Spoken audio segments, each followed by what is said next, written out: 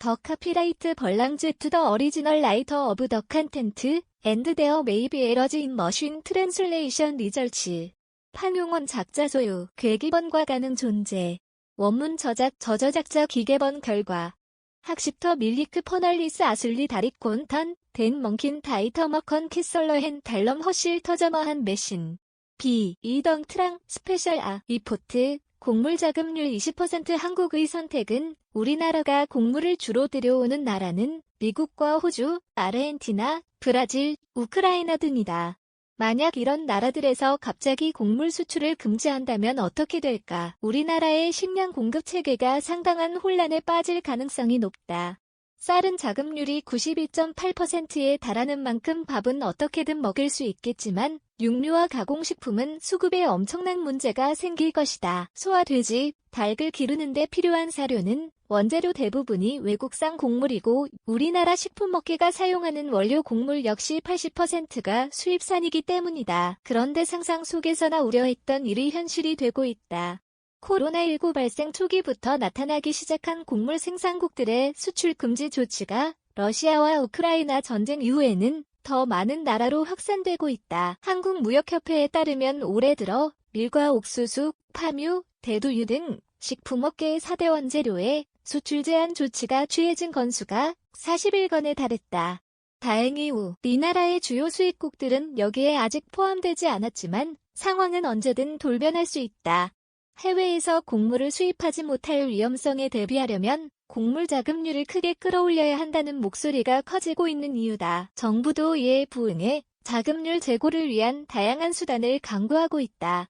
그런데 곡물 자급률 제고 전략으로 한국의 식량 안보를 지킬 수 있을까? 곡물 자급률이 하락한 50년간 어떤 일이 있었던 것일까?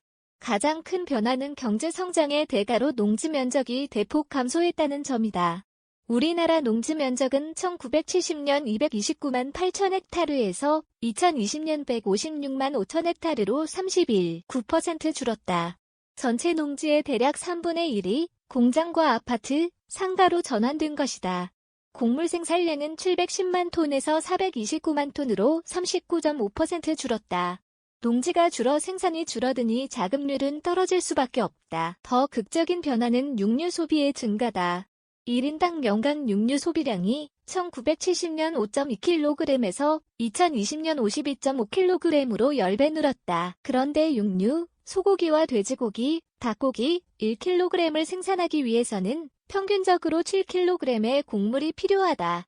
우리가 육류를 더 먹는 동안 육류보다 7배, 중량 기준, 많은 곡물을 수입할 수밖에 없었던 것이다. 경제 성장의 혜택을 누리고 고기를 양껏 먹으면서 곡물 자급률이 왜 이렇게나 낮은 거냐고 비판하면 사실 정부 당국자들로서는 좀 억울할 수 있는 셈이다. 정부는 현재 밀과 콩의 생산을 늘려 곡물 자급률을 높이는 전략을 펴고 있다. 정부 목표가 잘 수행되면 밀 자급률은 2020년 0.8%에서 2027년 7.9%로 콩 자급률은 30.4%에서 40.0%로 높아진다. 이를 통해서 높일 수 있는 곡물 자급률은 대략 0%포인트 정도가 될 것으로 추정된다. 최상의 시나리오로 밀과 콩 재배를 늘려도 곡물 자급률은 20%에서 고작 22%로 높아진다. 그래서 전문가들은 경지 이용률을 높일 것을 제안한다. 일모작을 하던 경지에 이모작을 도입하는 식이다. 우리보다 낮았던 곡물 자급률을 지금은 더 높이 끌어올린 일본, 2019년 기준 28.0%, 이 선택한 방법 중 하나가 바로 경지 이용률 확대였다. 다만 줄어드는 농경지에서 이용률을 높이는 것도 분명히 한계가 있다. 곡물 자급률 제고 정책의 한계인 셈이다. 식량 안보를 강화할 수 있는 새롭고 창의적인 방법이 필요한 상황이다.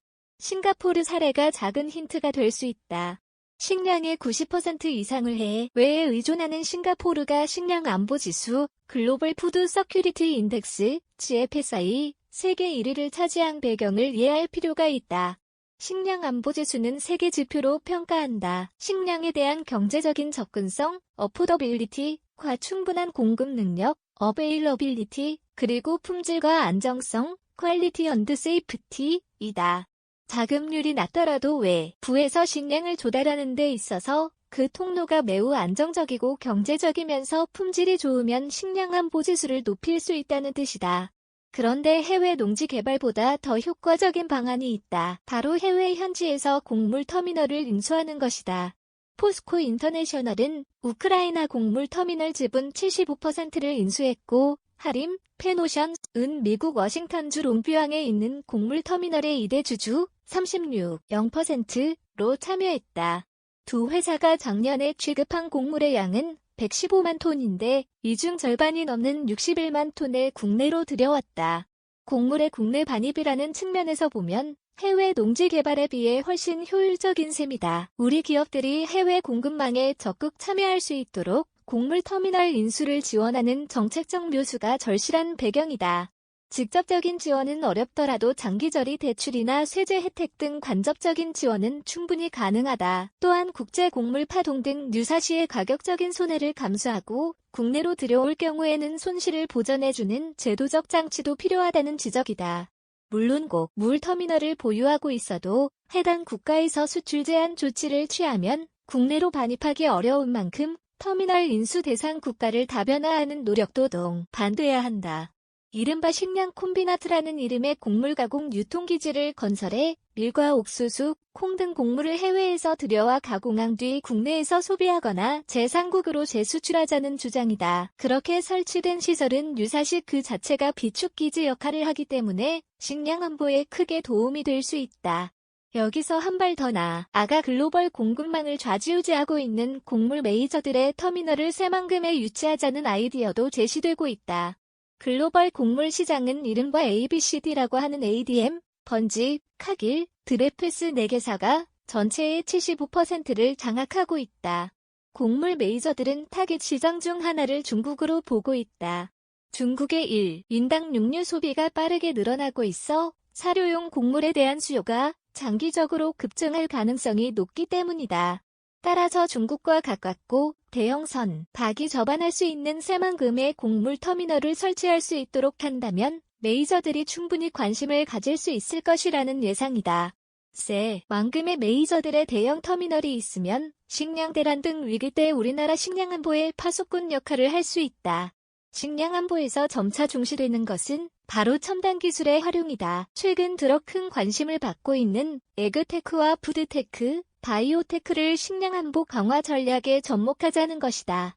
에그테크와 푸드테크는 종자 개발부터 작물의 생산, 수확, 가공, 유통, 물류, 외식에 이르기까지 이른바 씨앗부터 식탁까지 이어지는 먹거리 밸류체인, 생태계 전체에 적용된다.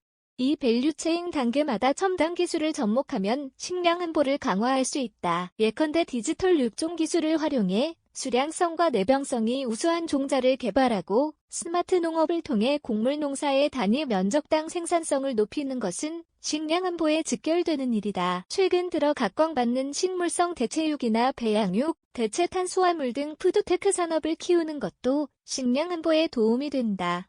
대체육이 축산물을 대신하면 사료용 곡물의 수요를 줄일 수 있기 때문이다. 식량의 거의 대부분을 해외에 의존하는 아랍에미리트, UAE는 푸드테크 스타트업 발굴을 통해 식량 안보를 강화할 목적으로 푸드테크 챌린지라는 공모전을 열고 있다. 유전자 가위와 같은 바이오, 신기술을 농업에 접목하는 것도 유력한 대안이다.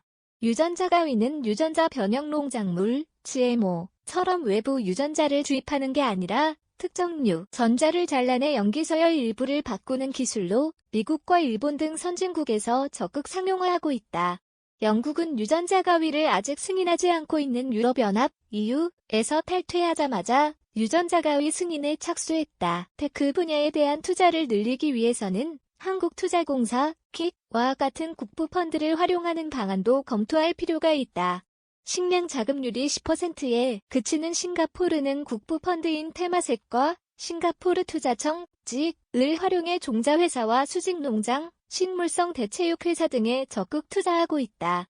자급률을 2030년까지 30%까지 높이기 위해서다. 정혁훈 농업 전문기자 매일경제 mk.co.kr 무단전제 및 재배포 금지에 해당 언론사로 연결됩니다.